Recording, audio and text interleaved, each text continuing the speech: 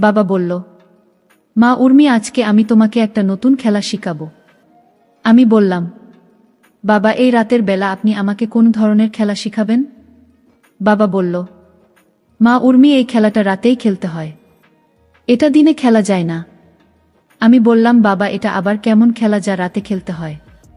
বাবা বলল, মা উর্মি, আমি তোমাকে এই খেলাটা শেখানোর জন্যই তো তোমার মায়ের কাছ থেকে এখানে চলে আসলাম।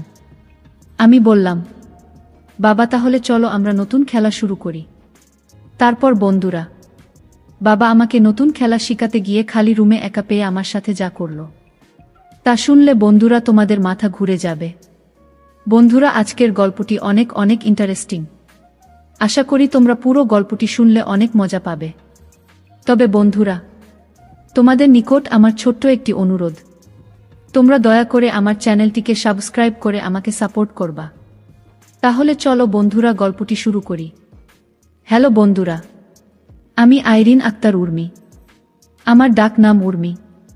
বন্ধুরা, গোপনীয়তা রক্ষা করার জন্য আমি আমার ছদ্মনাম ব্যবহার করলাম। আমার বর্তমান বয়স 18, কিন্তু আমি আপনাদেরকে যে গল্পটি বলবো তখন আমার বয়স ছিল মাত্র 13 বছর। আমি বাংলাদেশের রাজধানী ঢাকায় থাকি।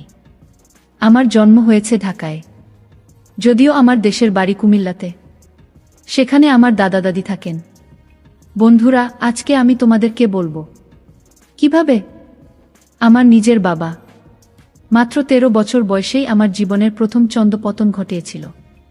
তখন কিন্তু বন্ধুরা, আমি খুব একটা বেশি বুঝতাম না বাবার আদর, ভালোবাসা, স্নেহ, মায়া, মমতাটাকে অন্যরকম চোখে দেখতাম।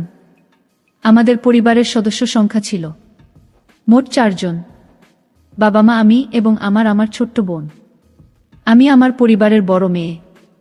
সেই হিসেবে সবাই আমাকে অসম্ভব আদর, স্নেহ, ভালোবাসা দেয়। বিশেষ করে বাবা আমাকে অনেক ভালোবাসত, অনেক স্নেহ করত, অনেক আদর করত। বাবার ভালোবাসা বন্ধুরা ভোলার মতো নয়, কিন্তু আমার বাবা সেই রকম ছিল না।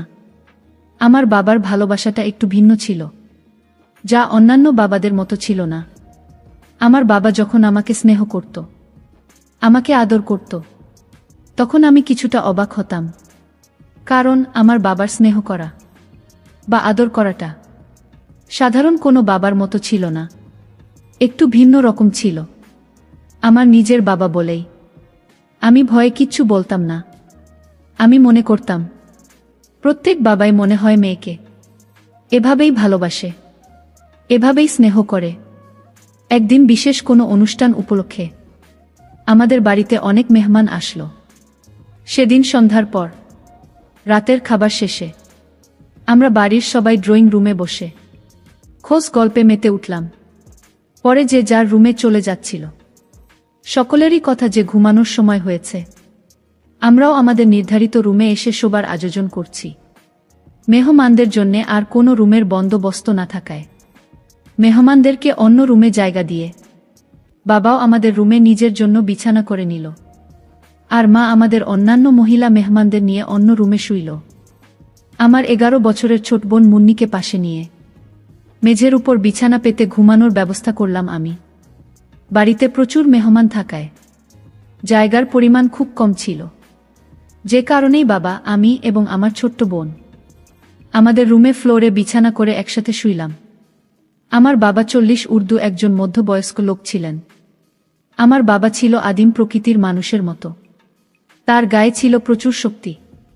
বন্ধুরা, সেদিন রাত যখন গভীর হলো, তখন আমি অনুভব করতে পারলাম যে ঘুমের মধ্যে কেউ আমার সাথে ভিন্ন রকম কিছু করার চেষ্টা করছে। রাতের অন্ধকারে কেউ আমার সাথে অন্যরকম আচরণ করার ফলেই আমার ঘুম ভেঙে যায়। অন্ধকারের মধ্যে কোনো কিছু না দেখতে পারাই আমি বললাম, কে ওখানে? তখন বাবা ঘুমের ভান করে শুয়ে রইল এবং পূর্বের জায়গায় গিয়ে স্বাভাবিক হয়ে গেল। আমি লাইট অন করে সেখানে কিছুই দেখতে পেলাম না। আমি ভাবলাম, হয়তো আমি কোনো স্বপ্ন দেখছি। দুঃস্বপ্ন বটে। কিছুক্ষণ সজাগ থেকে আমি আবারও ঘুমিয়ে পড়লাম, কিন্তু ঘুমের মধ্যেই আবার আমি সেরকম কিছু অনুভব করতে শুরু করলাম। আমি ভাবছিলাম হয়তো আমি কোনো স্বপ্ন দেখছি। বা বাজে স্বপ্ন দেখছি। এভাবে সারা রাত আমি ভয়ের মধ্যে কাটালাম। কেউ আমার সাথে ভিন্ন রকম কিছু করতে চায়, কিন্তু আমি সেটা বোঝার আগেই নিখোঁজ হয়ে যায়। আমি ঘুম থেকে উঠে আর কিছুই দেখতে পাই না। এইভাবে সারা রাত নির্ঘুম অবস্থায় আমার কাটল। আমি মনে মনে ভাবতে লাগলাম, এখানে তো আমি, বাবা এবং আমার ছোট বোন ছাড়া অন্য কেউ নেই। তবে কি বাবা আমার সাথে? ছি ছি, আমি এসব কি ভাবছি? আমার বাবা এত খারাপ না যে তার মেয়ের সাথে ভিন্ন কিছু করার চিন্তা ভাবনা করবে। হয়তো আমি কোনো দুঃস্বপ্ন দেখছি, নইলে এটা আমার মনের একটা কল্পনা। এভাবে মনের মধ্যে ভয় নিয়ে সারা রাত আমার কেটে গেল। পরের দিন সকালে মেহমানরা সবাই উঠল, আমরাও উঠলাম। সবাই মিলে সকালের নাস্তা করলাম। রাতের ব্যাপারটা আমার মন থেকে কোনোভাবেই সরছিল না। মনে মনে ভাবতে থাকলাম, একই স্বপ্ন মানুষ কয়বার দেখে? কে এই ব্যক্তি যে আমার সাথে রাতে এরকম আচরণ করেছিল? ভাবতে ভাবতে আমার কোনো কিছুই ভালো লাগছিল না। শুধু এখানে তো বাবা, আমি আর আমার ছোট বোন ছাড়া আর কেউ ছিল না। তাহলে কে আমার সাথে এরকম করল? দুশ্চিন্তা, আমার কোনো কিছু ভালো লাগতেছে না।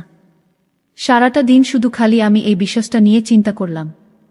যদিও লোকটা আমার সাথে খুব বাজে আচরণ করার চেষ্টা করছিল, কিন্তু আমি সজাগ হয়ে যাওয়াতেই আবার তার অবস্থানে চলে গিয়েছিল, যে কারণেই সে আমার বড় ধরনের কোনো ক্ষতি করতে পারে নাই। মনে মনে ভাবলাম, যাক, সেটা আমার কপাল ছিল। এ বিষয়টা নিয়ে চিন্তা করলে আর কোনো লাভ হবে না। বন্ধুরা, সেদিন আমাদের বাসার সকল মেহমান বিকেল বেলা চলে গেল। আমাদের বাসা একেবারে খালি হয়ে গেল। আমার মা একজন গৃহিণী। আমার মায়ের বয়স এই ৩৫ কিংবা ৩৬ হবে।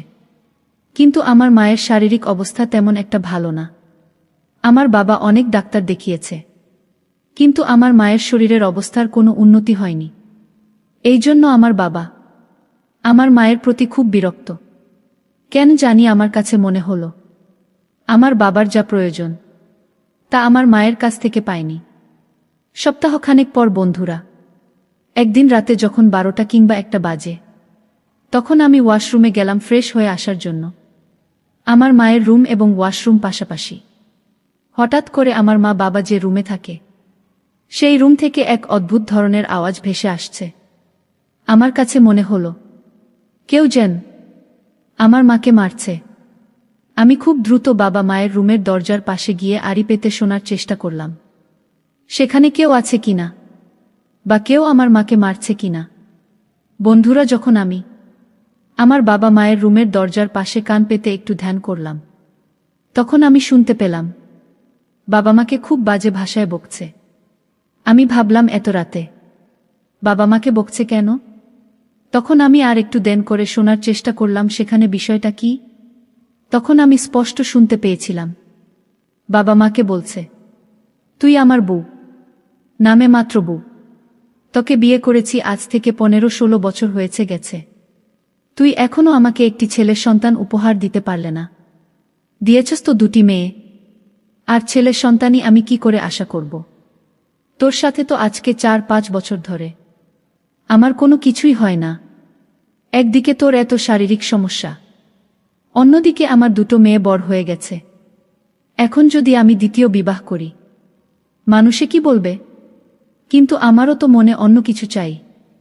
তারপরেও তোকে কতবার বলছি আমাকে দ্বিতীয় বিবাহ করার অনুমতি দে, তাতেও তুই রাজি না। এখন আমি কি করে চলি বল? আমি এখন কি করে চলি? আমার বাবার এরকম দমকানি কথা শুনে আমার মা তখন আস্তে আস্তে করে কাঁদতে শুরু করল। আমার মার কান্নার শব্দ আমার কানে ভেসে আসছে, আর এদিকে আমার বাবা আমার মাকে যা তা বলে যাচ্ছে। তারপর বন্ধুরা, আমি অনুভব করলাম বাবার আগে ক্রোধে দরজা খুলে মনে হয় ওয়াশরুমে আসবে। আমি বাবার দরজা খোলার উপস্থিতি টের পেয়ে আমি খুব দ্রুত আমার রুমে চলে আসলাম। আমি আমার রুমে এসে খুব দ্রুত শুয়ে পড়লাম। একটু পরেই বন্ধুরা, আমি শুনতে পেলাম বাবা আমার রুমের দরজায় এসে নক করছে আর আমাকে ডাকছে আর বলছে, মা উর্মি, উঠ তো একটু। আমি বাবার ডাক শুনে উঠলাম। উঠে এসে দরজা খুলে দিলাম। দরজা খোলার সাথে সাথেই বাবা আমাকে বলল, মা উর্মি, তুমি কি এখনো ঘুমাওনি? আমি বললাম, জি বাবা, আমি এতক্ষণ ঘুমিয়েই আছিলাম। তখন বাবা আমাকে বলল, মা উর্মি, আমার আজকে খুব একটা ভালো লাগছে না। তোমার মা একটু পর পর জোরে জোরে কাশে, যে কারণে আমার ঘুম হচ্ছিল না। তোমার মার এই রোগ মনে হয় আর ভালো হবে না। মা উর্মি, তোমার মায়ের এই সমস্যার কারণে আমি আর ঘুমাতে পারছি না। তাই আমি সিদ্ধান্ত নিলাম, আমি আজকে তোমাদের পাশে থাকব।